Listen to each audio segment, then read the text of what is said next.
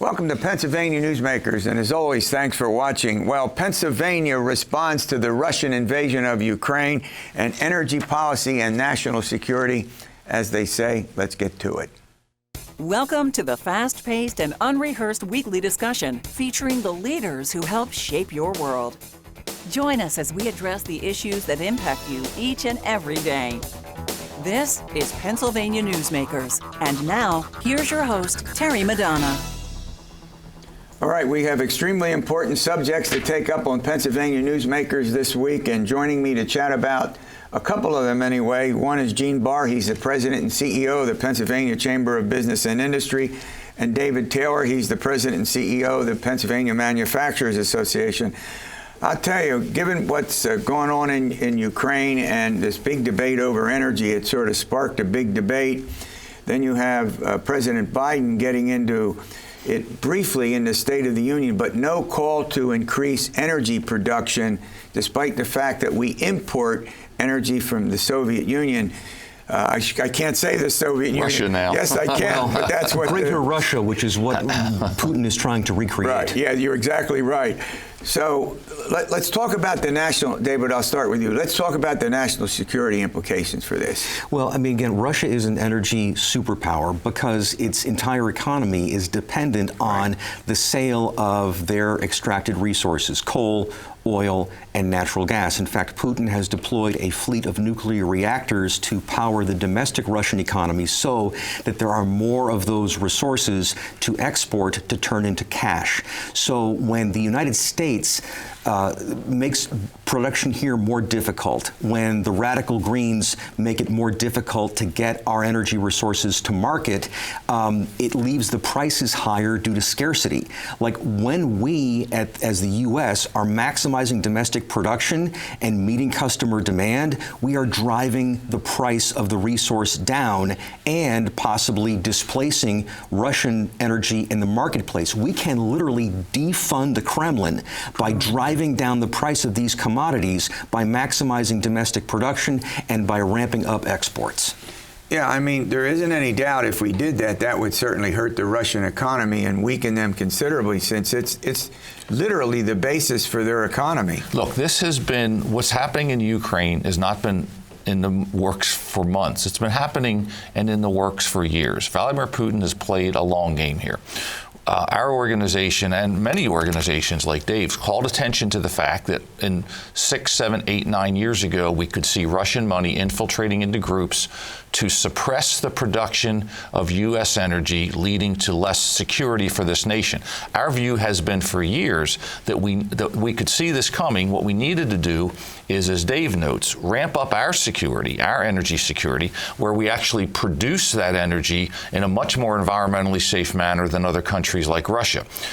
By suppressing that, we lose the ability to be a geopolitical player, to be able to say to the countries in Western Europe, we can supply your natural gas needs, because we could see they're becoming more and more dependent on Putin. I have met over the years with people from Lithuania, foreign ministers, who would say, when can we get your natural gas? They could see what was happening. They were the subject of cyber attacks from Russia, and they knew they were being put over a barrel, no pun intended. And so what we're seeing happen in Ukraine has been developing for years. Yeah. So the bigger point here is this has tremendous economic consequences. I think that's the big point. Well, yes, because to maximize Pennsylvania's domestic energy production, it would, create jobs, tax revenue, prosperity, the multiplier effect, because manufacturers would benefit directly from increased availability, affordability, reliability of energy. But the point that I think the central point that I want to make today is that national energy security is national security, but we only achieve energy security from domestic sources. There are some slides that I brought that I wanted to share with the viewers so that they understand. So the alternative energies of wind and solar, that these technologies depend on critical minerals that are not mined. Slides on the screen. Yes, go ahead. Please take a look at this. The metals for, the critical metals for wind and solar come from other countries, especially looking at China. But do you think the average American is aware of that? No, and this is why I wanted to bring attention to it today, because if you go to the next slide, and this is an infographic from the New York Times, that moreover, not just where the ore is mined, but the ore must then be processed. Look at who dominates the processing of those critical minerals. Let's keep this up. We're going to run to a break. We'll come back and you can continue to discuss this, and we'll be back in a moment. This broadcast of Pennsylvania Newsmakers is presented by the Pennsylvania Chamber of Business and Industry, the statewide voice of business, and by the Pennsylvania State Education Association, bringing the power of a great education to our schools, our students, and our communities.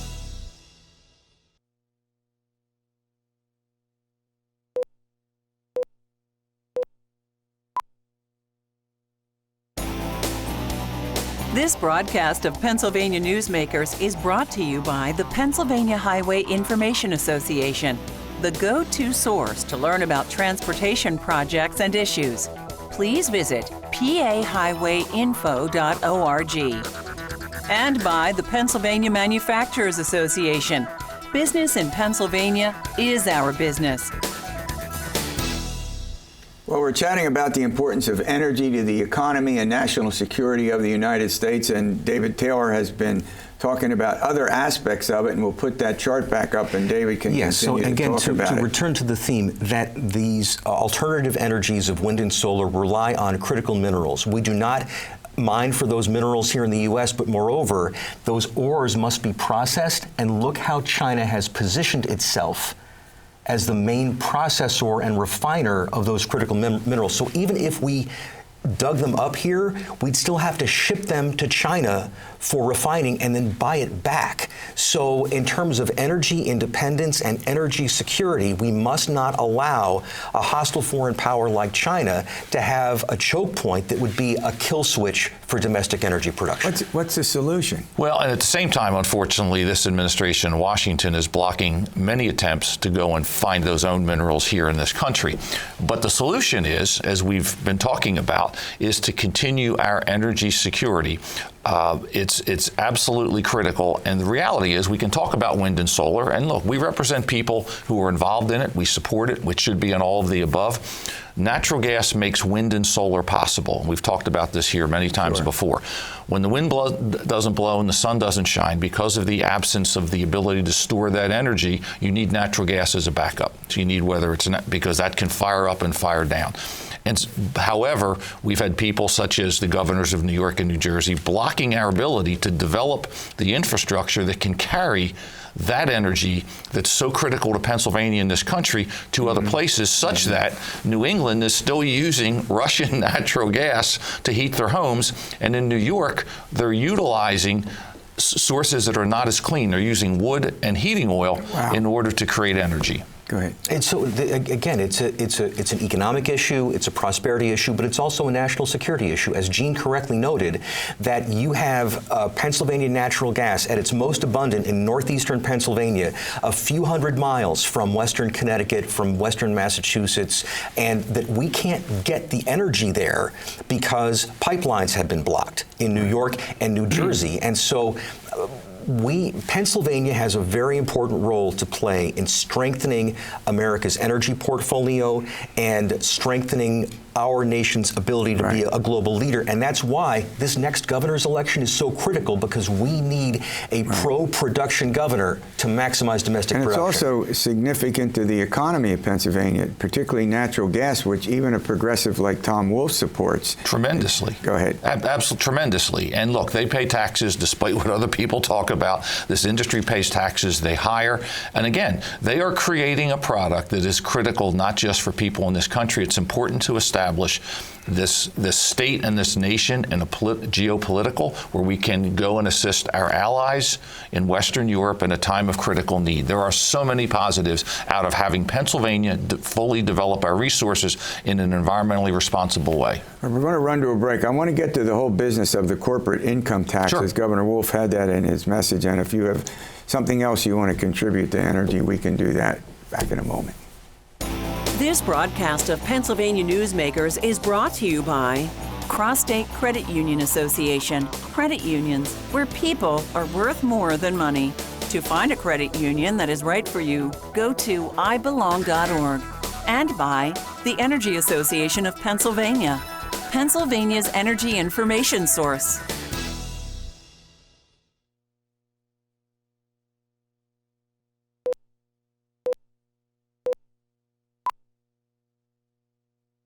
This broadcast of Pennsylvania Newsmakers is brought to you by the Association of Pennsylvania State College and University Faculties, representing the faculty and coaches who are devoted to providing quality public higher education for Pennsylvania's college students. All right, we're going to switch topics. Let's talk about the corporate income taxes. Governor Wolf made a proposal in his budget this year to reduce the current 9.99 tax rate.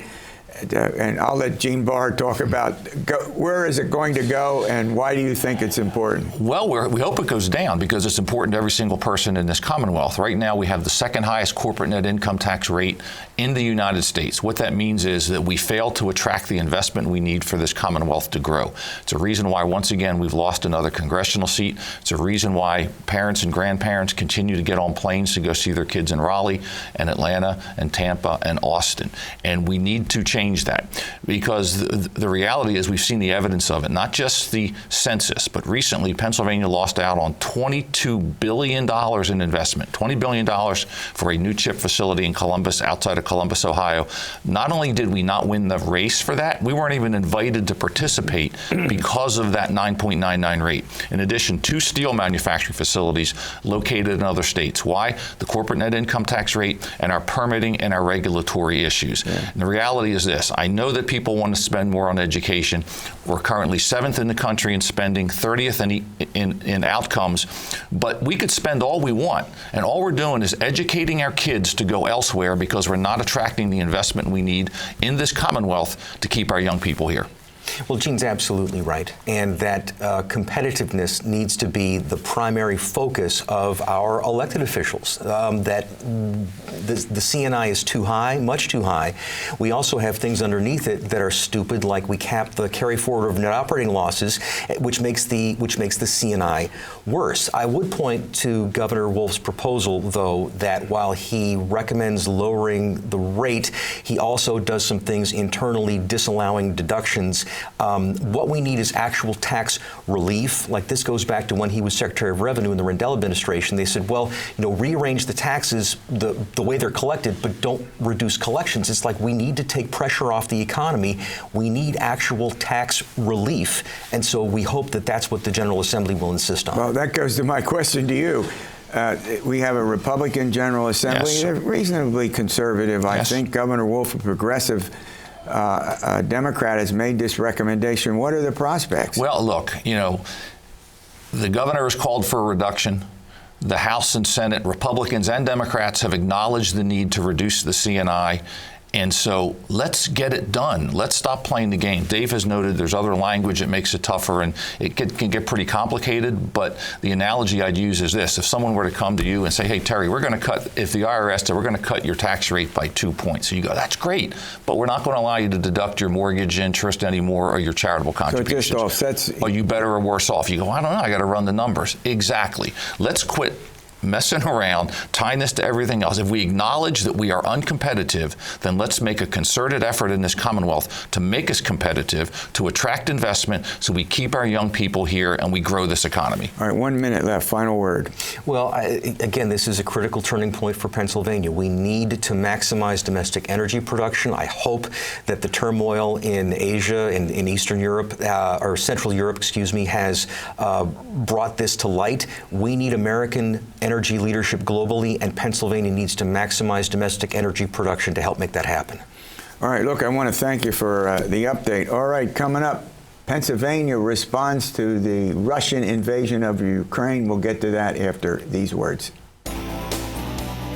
This broadcast of Pennsylvania Newsmakers is brought to you by the Pennsylvania Medical Society.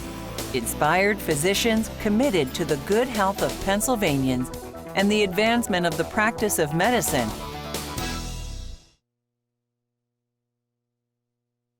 I don't know. I hope not either.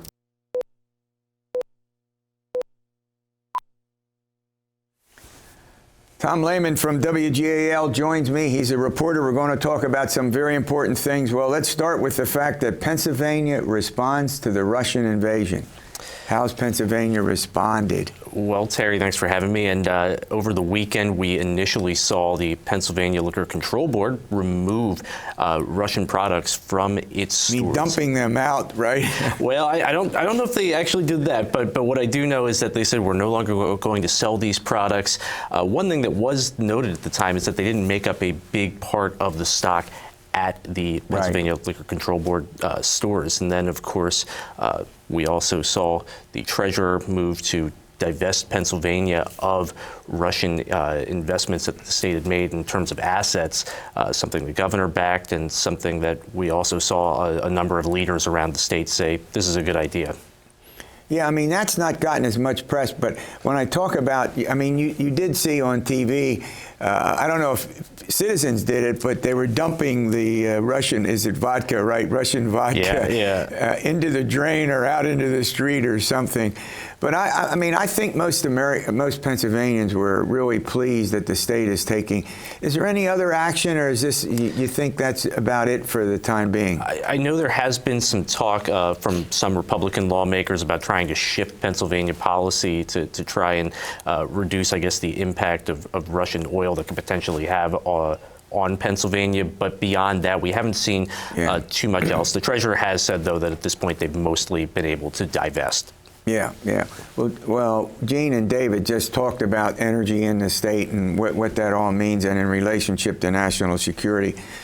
All right, marijuana, let me put it this way, recreational marijuana, we already have medical marijuana, and I think 22 states have legalized recreational. States that border us, like New York and New Jersey in particular, have done it. It's been a debate. In the polls that have been done, Pennsylvania voters overall support it. About 60% of Pennsylvania voters, more Democrats than Republicans, and the legislature is controlled by Republicans. And there was a hearing, right? Yeah, on Monday there was a hearing with the Senate Law and Justice Committee, and basically this has been one of a series of hearings that's been going on about the prospects of legalizing marijuana in Pennsylvania. This one was focused in many ways on hearing from industry experts from across the country who've been involved in legalizing marijuana, involved in the medical industry. Certainly what has caught a lot of attention is the fact that right now you have two Republicans that are basically saying we support the legalization of marijuana. Senator Mike Regan, who is, of course, in charge of that committee, as well as Senator Dan Laughlin. Well, the other aspect of it is that in what I've heard out of testimony and other comments made throughout the years is the lost revenue. And the argument is made that it's here now, it's going to stay. Why not regulate it and tax it? Sure. Did that come up at all in the hearing? It did, and I think Senator Mike Regan, he's been very focused, in fact, in his reasoning for why it should be legalized by saying, listen, it's already happening. We're already seeing illegal drug trade happen inside of our state, and at this point, we really ought to take advantage of the money that's available to us. We can use that towards some good things around the state. Was there any opposition stated in the testimony in the hearing? Did people come out and talk about the downside of it? Not so much the downside, but some of the complications. There was some talk about what happens if you do legalize marijuana at a recreational level for Pennsylvanians. How does that impact the state's DUI laws? There's some concern that potentially people could be really put in jeopardy based on the way the laws are currently written for impaired driving. Right. Well, one of the other topics that you've been reporting on recently is unemployment claims. I mean, that's, something that I think a lot of people, if you're working, it's not something you pay a lot of attention to. If you're not, and you're collecting unemployment. So first of all, is there an overall problem that's developed? Well, the state saw sort of an unprecedented demand for unemployment right after the shutdowns began because of the coronavirus, and the state is still digging its way out of this backlog. It used to be higher than 300,000 unresolved claims. It's gotten under 100,000 as far as the unemployment compensation system is concerned. But the bottom line is that there is a large delay for a lot of people between when they are filing a claim and when it's being paid out. There's also a huge problem right now with identity theft and fraud.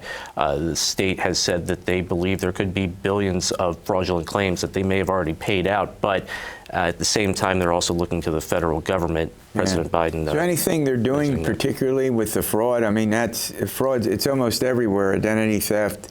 It's very commonplace.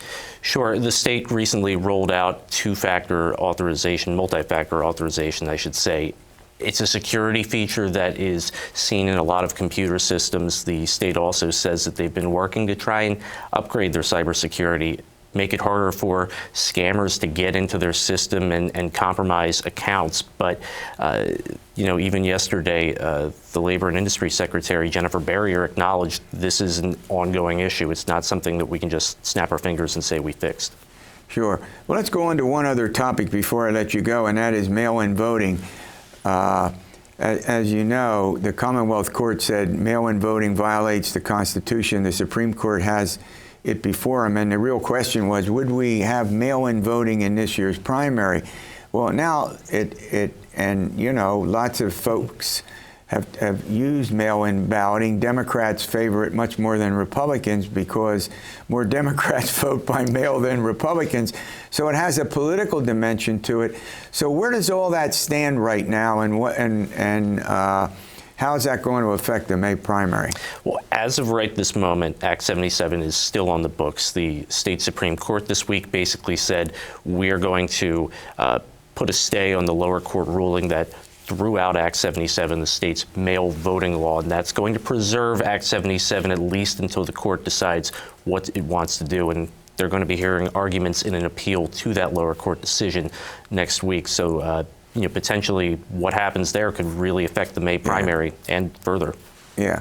Well, given the fact that our courts tend to be a little political, some people might say just a little, and we have a Democratic Supreme Court, I think most people would be surprised if, in effect, they rule it unconstitutional and end it, since it's been in effect for a couple years. Yeah, I mean, that's certainly a possibility. At the same time, a lot of people, particularly elections directors, are still waiting to see what happens with this decision, because until they know for sure, this is really something that has thrown their offices into chaos right now, because they don't know for sure whether or not mail voting is going to be part of the May 17th primary. Yeah. And there's a time frame involved in getting them out and when they can return them, which is also important. Yeah, and that's a big part of why elections directors are so worried about this May primary. Some of them have said they wish it could be moved. All right, thanks for coming in. Great update. All right, we'll see you next week for another edition of Pennsylvania Newsmakers. And as always, you stay well.